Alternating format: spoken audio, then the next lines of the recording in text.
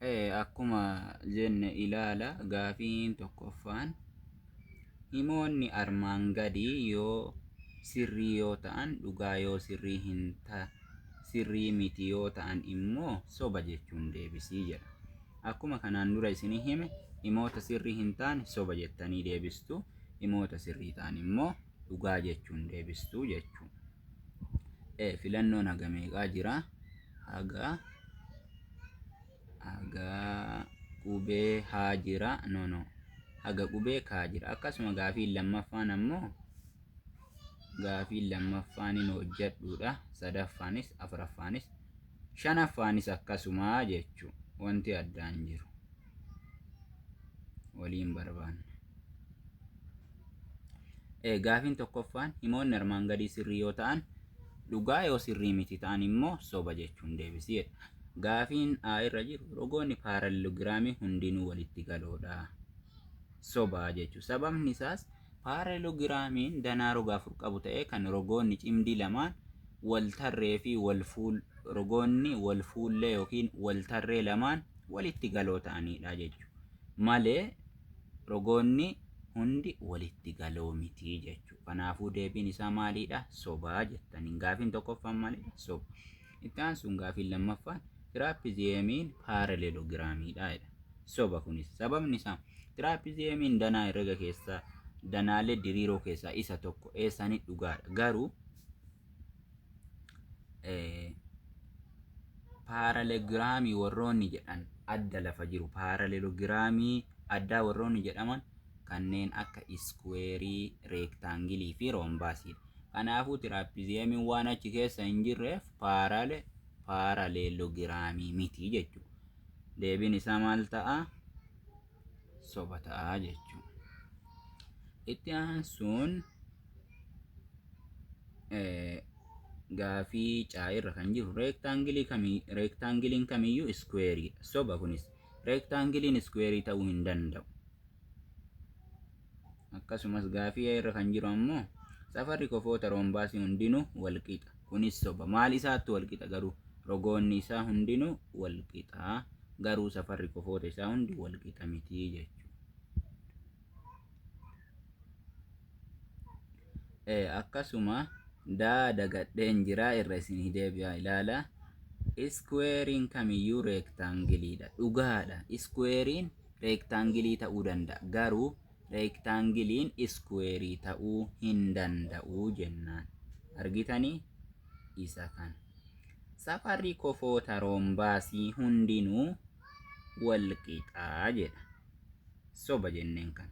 Akkasuma faayirra kan jiru safarri rogoota roombaasii hundinuu walqixaa jedha. Inni kun dhugaadha. Kun safarri rogoota roombaasii hundinuu walqixaa jedha faayirra kan jiru. Akkasuma mallee gaa'irra kan jiru sarbiin roombaasii waliif parpeendikulaarii fi walqixa dheeratu. Dhugaadha kunis. Warii parpeendikulaarii jechuun mallattoo akkana yoo gas sarartanii jalachi sarartan akka lakkoofsa tokko jiru san uumaa jechuudha. Yeroo wal qaxxaamuru sarbiin eenyu? Sarbiin roombaasii jechuudha. Kanaafuu maalidha? Akkasuma walqixas waliif parpeendikulaariidhas jechuudha. Deebiin isaa dhugaadha. Haa irra kan jiru ammoo argaartan jedhee yaada. Sarbiin reektaangilii roga reektaangilii kamiyyuu irra ni dheerataa jedha. Kunis dhugaadha. Paaralelogiraamiin sarbiiwwan walqixaa yoo qabaate iskweeriidha. Innis dhugaadha. Iskweerii rogoonni isaa hundinuu walitti galoodha. Akkasuma paaralelogiraamii keessaa iskweeriin isa tokko. Warroota paaralelogiraamii addaa jedhaman kanneen akka roombaasii, reektaangilii fi iskweerii jedhamu. Isaan keessaa iskweeriin isa tokko waan ta'eef sarbiin isaa walqixa taanaan rogoonni isaa walitti galoo taanaan maal jennaani? Paaralelogiraamiidha. Maal jedhama? Iskweerii jedhama. Deebiin isaa dhugaadha. Itti aansuun sarbiiwwan jedha. Kamirra kan jiru? Jaa irra kan jiru. Sarbiiwwan roombaasicha rog-sadee qofa sirrii afuritti qooda. Dhugaadha kunis. Roombaasicha rog-sadee qofa sirrii afuritti qooda. Akkuma beekamu rog-sadeen safara qofaa irratti hundaa'uun bakka meeqa qoodama? Bakka 3 qoodama. Rog-sadee qofa sirrii, rog-sadee akiyuutii fi rog-sadee obtiyuusii jedhama. Sanniin keessaa rog-sadee kamitti qooda? Rog-sadee qofa sirriitti qooda. Kaastanii ilaaluu dandeessu. Amma waan yeroon baay'ee naan mijanneef akkasii akka barbaadu kaasee isin agarsiisuuf natti mijatu. Yeroo biraa viidiyoo biraatiin kaasee isinittan agarsiisaa jechuudha. Tole, gaafii itti aanu ammoo sarbiiwwan paaraleelogiraamii iddoo walqixa ta'e lamatti wal qoodu. Dhugaadha kunis. Kanneen armaan gadii qofoonni rog-sadee tokko reeshoo 1:4:5 yoo kennaman safarri qofaa inni xiqqaan. Kana ta'uuf qofti tokkoffaan 1, qofti lammaffaan 4, qofti shanaffaan meeqa? 5 jedha. Qofti rog-sadee tokko walii eda'amee digirii meeqa nuu kennuu qaba? 180 nuu kennuu qaba. Kanaafuu herrega keessatti wantoota hin beekamneef maal bakka buufanna? Jijjiiramaa bakka buufanna. Jijjiiramaa bakka buufannee barbaaduu dandeenya jechuudha. Amma gaafiin lammaffaan akkana jedha. Qofoonni rog-sadee tokko reeshoo 1:4:5 yoo kennaman safarri qofaa inni xiqqaan meeqaa jedha. Akkuma beekamu rog-sadeen safara qofaa irratti hundaa'uun bakka 3 qoodamaa jechuudha. Qofa sirrii, qofa obtiyuusii fi qofa akiyuutii jedhamuun safara qofaa irratti hundaa'uun bakka 4 qoodamaa jedha. Waan ta'eef ida'amni safara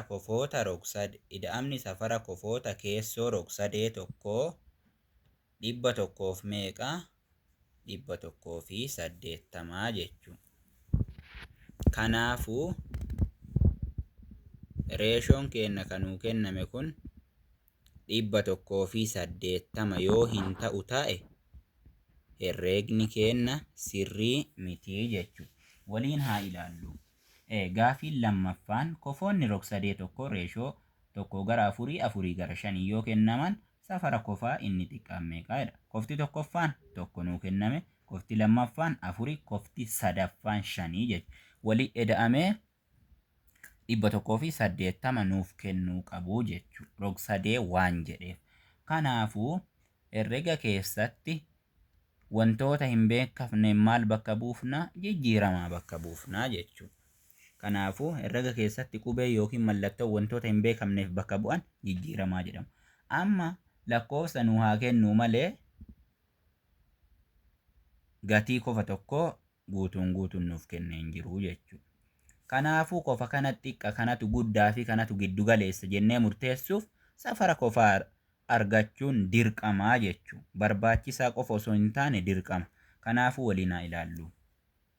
Wantoota hin beekamneef akkuma jenne jijjiiramaa bakka buufanna jenne.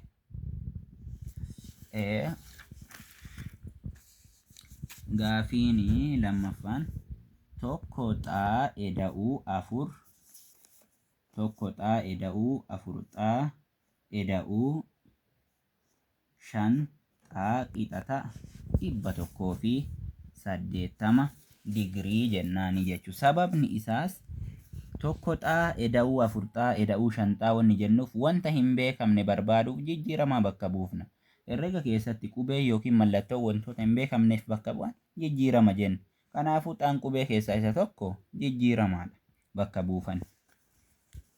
Wali haa edaanuu. Argaa jirtaniimi? Xaa eda'uu tokko xaa eda'uu 4 xaa waliin meeqa? 5 xaa eda'uu jennaan. 5 xaa qixata 180 digirii jennaan. 5 xaa eda'uu 5 xaa meeqa?